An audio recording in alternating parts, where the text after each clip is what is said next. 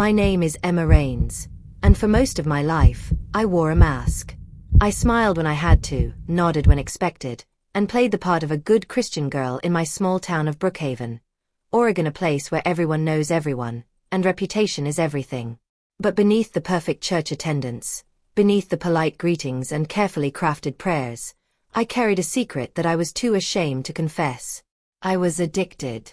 Not to drugs. Not to alcohol. But to something far more isolating. Masturbation. I can already imagine the judgment in the minds of some who might hear this. After all, isn't that something only men struggle with? I used to tell myself that lie too. But the truth is, I had been trapped in that cycle since I was 15, long after the first time I accidentally stumbled upon a scene in a movie that awakened something inside me. Curiosity turned into habit. Habit turned into shame. And shame turned into addiction. I told no one. Not my best friend, not my parents, not even God, though I whispered plenty of apologies in the darkness after giving in one last time. I hated myself for it. I believed I had defiled my body, that God must be disgusted with me, that I would never be free. And yet, I couldn't stop. The night my life changed forever began like every other. I had just returned from a small group Bible study at church, where we discussed living in purity and surrendering all to Jesus. I smiled, nodded, even prayed out loud in front of the group. But as soon as I got home, the old familiar itch started. I fought it hard. I read my Bible. I put on worship music. I even knelt on the floor and begged God to take the urge away. But the fight wore me down, as it always did. And afterward, the shame felt even heavier. I can't do this anymore, I whispered, tears soaking my pillow. I felt dirty, unworthy, broken beyond repair. The thought hit me like a punch to the chest. Maybe God doesn't want me at all. I grabbed my keys and left the house, needing air, needing something. I drove through the empty backroads of Brookhaven, not caring where I was going. The rain started falling hard, streaking the windshield, the wipers barely keeping up. My vision blurred with tears. I pounded the steering wheel. Why? I screamed at the sky. Why can't you fix me? Why am I like this? I didn't see the curve ahead. I didn't see the edge of the ravine. By the time I did, it was too late. The tires lost grip. The car spun. And then, silence. I thought death would feel cold. But when I opened my eyes, I felt nothing but warmth. I stood not in my crumpled car, not on the wet road, but in a vast, open space. It felt like standing in a mist of golden light. I couldn't tell if I was breathing, yet I felt more alive than I ever had. I turned in slow circles, taking it in.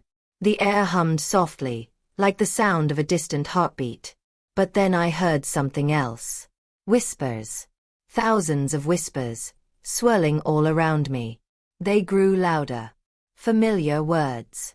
Words I had heard in my own mind so many times. You're disgusting. You'll never be free. You're a fake. God's ashamed of you. I clutched my head, falling to my knees. No, please no, I choked out. The whispers turned into screams. I felt like I was being pulled into a pit of suffocating darkness. My lungs burned, though I wasn't even breathing. I felt every ounce of guilt, every failure, every time I had whispered, "I'll stop next time," only to fall again. I couldn't fight it. I didn't have the strength. I wanted to disappear. But then, I heard a single word, like a melody cutting through the storm. Emma. It wasn't a voice like any I had heard before. It was full of power and tenderness. It was the sound of being fully known, yet still loved. The whispers stopped. Silence. I dared to lift my head.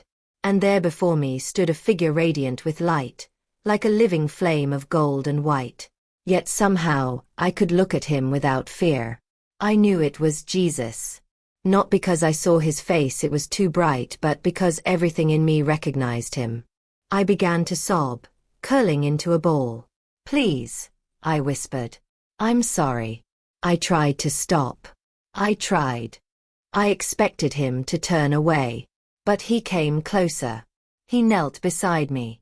He reached out his hand. And when his hand touched my shoulder, every lie, every shame, every wound I had carried vanished like smoke in the wind. I felt it rush out of me. The darkness, the chains, the self-hatred. In its place was warmth so deep I thought I would burst. You are mine. I heard those words not with my ears, but in my soul. I have seen your struggle, Emma. I have never turned away from you. You believed you were too far gone.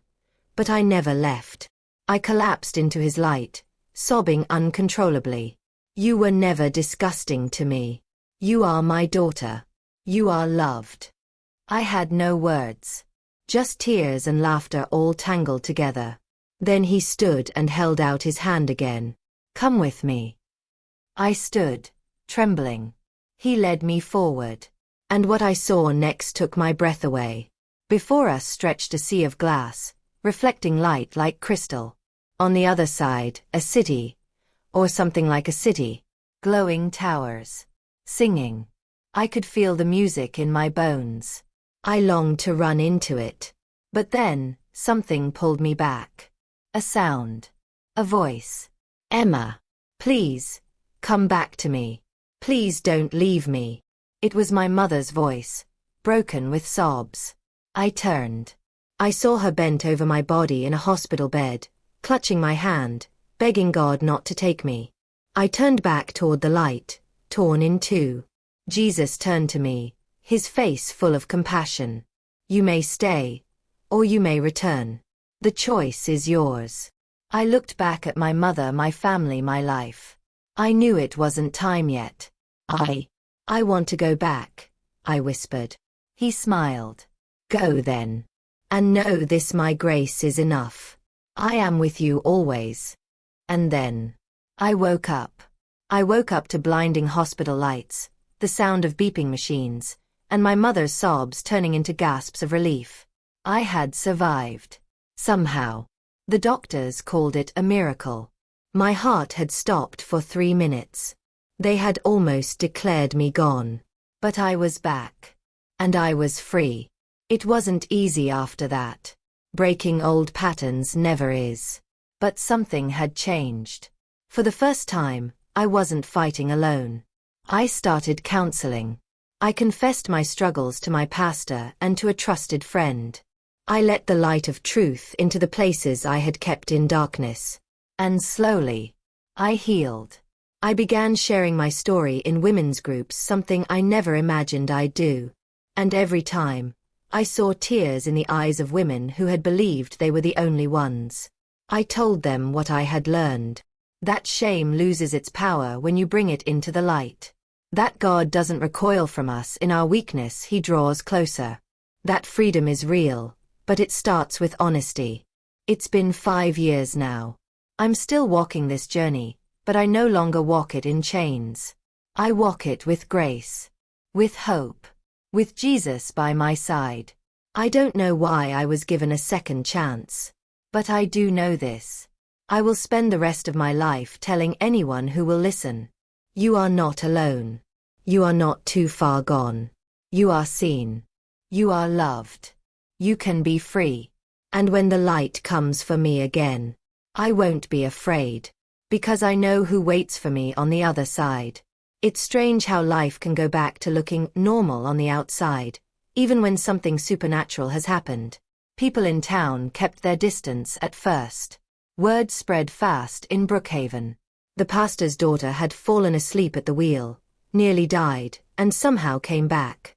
They didn't know the real story. Only my mother did. And Pastor Luke. And my best friend Marissa, who sat with me the day I finally broke down and confessed everything. I expected disappointment. I expected her to look at me like I was broken glass, something sharp, something dangerous. But she didn't. She just held me, crying with me like it was her own battle too. I thought I was the only one, she whispered. That night, I realized something I hadn't dared to believe before. I wasn't the only one. I started gathering names. Quiet conversations. Risky honesty. At first, it was just a handful of women from church women I never would have guessed carried the same chains I had. Women older than me. Married women. New believers. Church leaders. Shame doesn't care who you are. We started meeting in my living room. No fancy worship music. No pre-written Bible study curriculum. Just raw stories. Tears. Laughter. Truth. I called it the unseen, a place for people who felt invisible in their struggle. A place where the masks could finally come off. One night, a girl I barely knew showed up. Her name was Cassidy. She sat in the corner, arms crossed, jaw tight like she wanted to bolt out the door. After the others had shared, I noticed her fidgeting with a silver ring on her finger. She finally broke the silence. Honestly, I think all of this is ridiculous, she snapped. I don't even know why I came. The air felt heavy. No one spoke. She stood to leave, but before she could make it to the door, I felt this nudge in my spirit, the same kind I felt that night in the hospital when I woke up. So I stood up and spoke softly. Hey, Cassidy. If you didn't care, you wouldn't be here. She froze. Her shoulders shook. She sank to the floor and burst into tears. I'm so tired, she sobbed. Tired of pretending. Tired of failing. Tired of believing I'll never be free. We gathered around her. No one had perfect words. But somehow, that didn't matter. She wasn't alone anymore. Weeks turned into months, and the unseen grew. Women started sharing their stories with other women. Some started meeting in their own homes. The ripple effect began. But with the growth came new challenges. And then I got the invitation. It started with an email. The subject line read, Women's Conference Speaker Invitation. Seattle, Washington.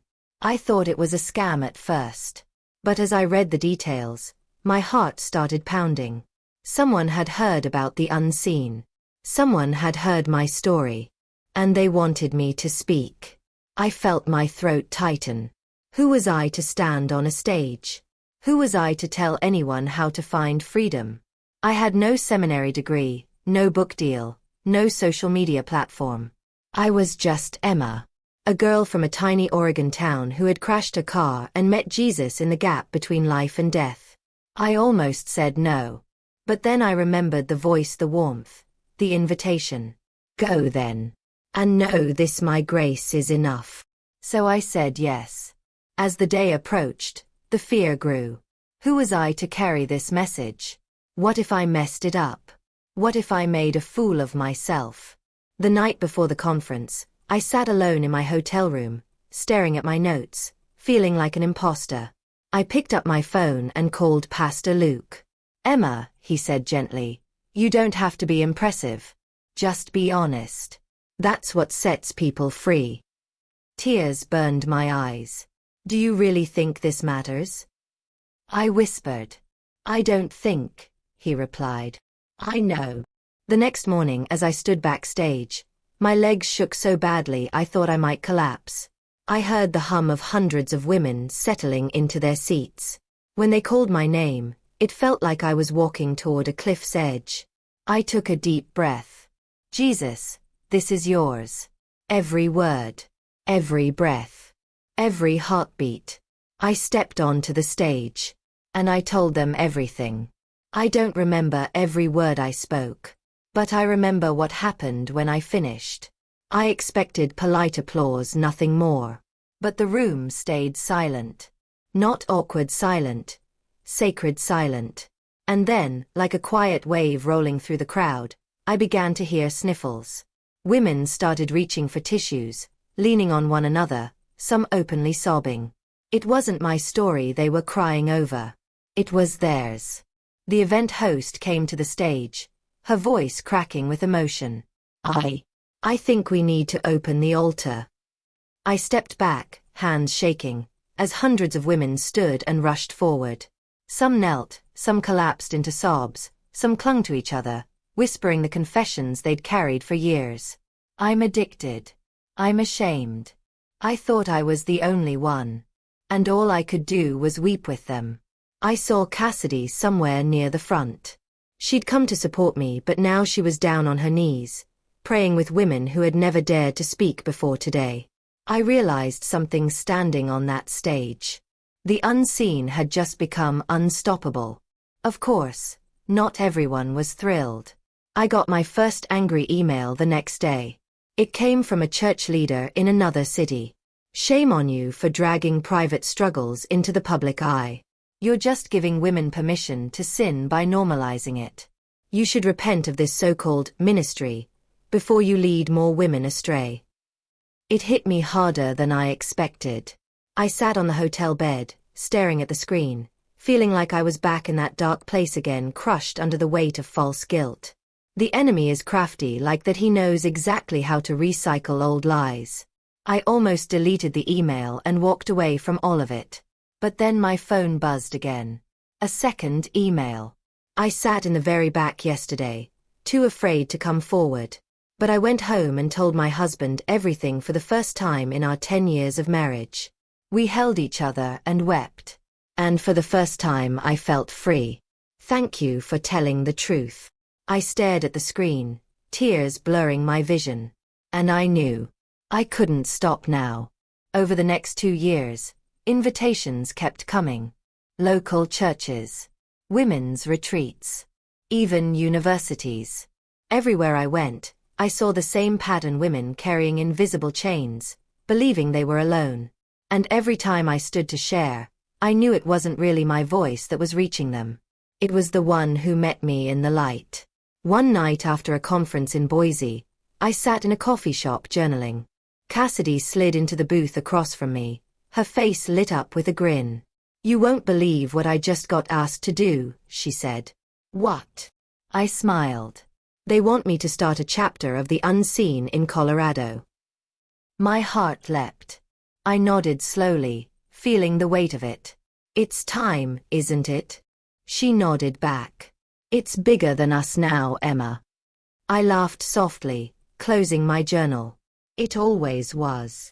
The growth of the unseen was a dream come true until it started to feel like a machine I couldn't control. Within months, chapters were springing up across the country. Churches were asking for leadership training, brand kits, online materials. Women from all over were emailing me, asking for personal mentorship, prayer, and advice. I tried to answer them all. I stayed up late, skipped meals, said yes to every speaking request. Because how could I say no when freedom was at stake? But slowly, quietly, something began to change inside me. I didn't feel the same fire when I spoke anymore. I felt pressure. Pressure to perform. Pressure to carry everyone else's burdens. Pressure to never fail again. And worse, the old temptation I thought I had left behind began knocking at my door again. Whispers in the night. "You're a fraud. You'll never be enough. You've gone back to square one." I fought it with all the old tricks. Bible reading, worship playlists, long prayers on the floor. But something felt different this time. Colder, heavier. I began to avoid the women who had once given me strength. I cancelled meetings, skipped phone calls, ignored emails, and finally, I cracked. It happened in an airport bathroom stall. I was supposed to fly to another conference in Dallas, but instead, I locked the door and slid down the wall, clutching my head in my hands. I couldn't breathe. I felt like I was drowning in the very thing I had been trying to save others from: shame. "God, I can't do this anymore," I whispered through clenched teeth. And that's when I heard it again. Not a loud voice. Not some supernatural vision. Just a whisper in my spirit. "You were never meant to carry this alone." I broke. Hot, messy sobs right there on the cold airport floor. Because I knew. I had turned the mission into my identity. And I had left behind the one who was the mission all along. I didn't go to Dallas. I flew home. I called Cassidy, Marissa, and Pastor Luke, and I told them everything. The pressure. The temptation. The fear of failing. Cassidy didn't hesitate. "You're stepping back," she said firmly. "You need to rest. And you need to let us lead for a while." I protested at first. But deep down, I knew she was right. So I did something I never thought I'd do. I handed the unseen over. Not to one person, but to a council of women across the country who carried the same heart, the same vision, the same fire. And for the first time in years, I rested. I went to therapy. I sat in church with no title, no microphone, no spotlight. I went on long walks without checking my phone. I laughed again. I breathed again. I healed again. A year passed. The unseen was thriving without me. Stronger, even. I wasn't leading it anymore. But I was living it. One afternoon, as I sat in a little coffee shop in Portland, my phone buzzed again. But this time, it wasn't a church or a women's conference. It was Cassidy. "Hey, there's something you need to see," her text read. She sent a link. The Unseen Global Network. New chapters launching in South Africa, Brazil, and the UK. I stared at the screen, tears filling my eyes. It was so much bigger than I had ever imagined. And I knew. It had never been about me. 5 more years passed. I didn't become famous. I didn't write a best-selling book. I didn't start a mega ministry. But I lived free. And I helped others find that freedom too. Not from a stage. But in coffee shops. In living rooms. In whispered prayers and tear-streaked faces.